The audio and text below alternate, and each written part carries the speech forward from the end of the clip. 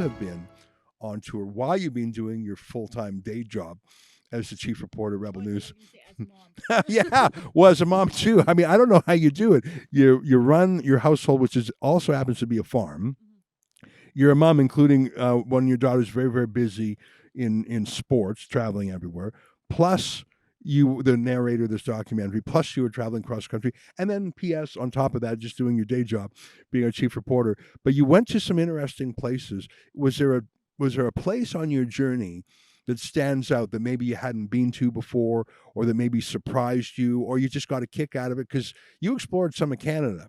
Yeah, it's all of the places that we travel to are very different, and all of the pastors that we spoke to are also very different. And I think that is was really the story of the documentary. It did not matter your style, your theology. For example, you could be like Pastor Art and fiery, or you could be like Pastor Tobias Tiessen and gentle like a lamb. It didn't matter because their crimes were standing up to the state and honoring God. But for me, one of the places I had never had the opportunity to go to was the Church of God in Aylmer. The nicest, kindest people. They put on a big spread for the entire community when we went to show the documentary. They had all the time in the world for us when we went to collect the interview from the pastor, Henry Hildebrandt, there. And to see these gentle, kind people who sang hymns as the police barged into their church, to have these people treated like public enemy number one, it was so totalitarian. And, I'll never forget the images of the women singing peacefully as the police came in. It's one of those standout things from the crackdown on the churches that is akin to Pastor Tim Stevens being ripped away from the clutches of his crying children by the Calgary police. You know, I don't want to overtax the analogy, but seeing armed police with their sidearm walk into a church while the women and children are praying and singing, I couldn't help but remember images from Schindler's List when Nazis came into Jewish places, schools, synagogues, homes, whatever. And I'm not saying that those police led to death camps and an extermination of people, but it's pretty chilling in Canada to see in color as opposed to in black and white the images of police walking in with guns. You go in with guns because it's your way of saying, and you send in such a large group, it's your way of saying, if you do not do what I say, eventually I will use this gun. That's the implication there during a church service, which, by the way, in my opinion, violates the criminal code. There's a criminal code provision that makes it a crime to, quote, disturb any religious gathering. Well, the cops, laws are for the little people. Very, very frustrating.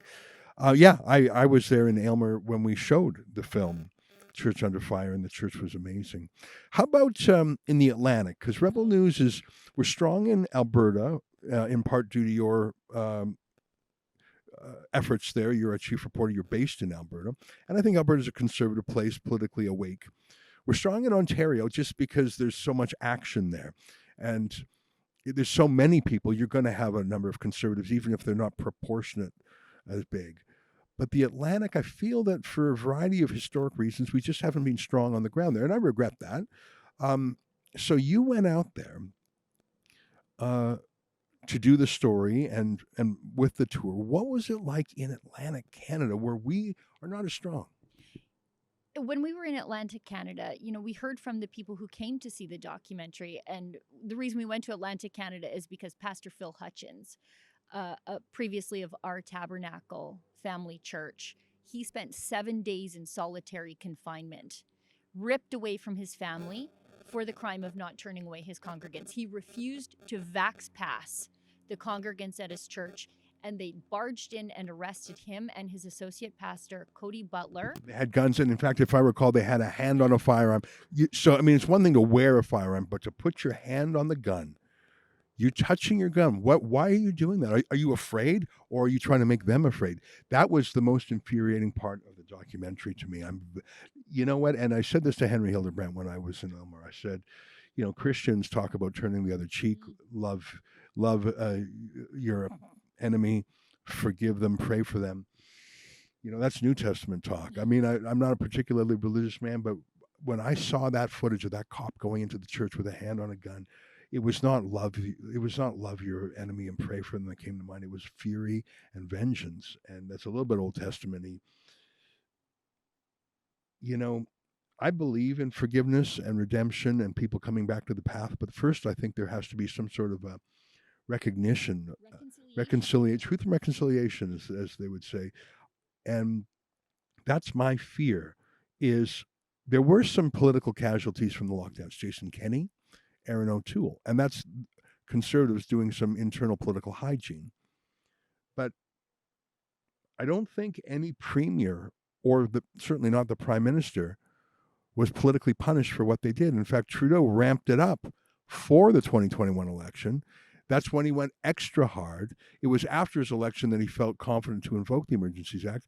I think that other than Aaron O'Toole and Jason Kenney, there has not been a comeuppance. There has not been a balancing of justice on this. I think that there are loose ends. There should be no closure here because it's not closed.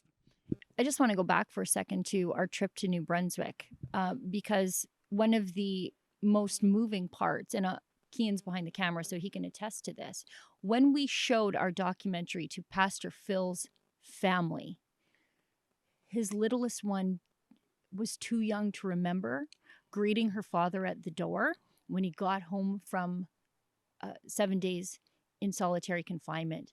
And as she watched it, she understood and she experienced for the first time what happened to her family. And her older sister started to cry because she realized that her younger sister was experiencing this for the first time.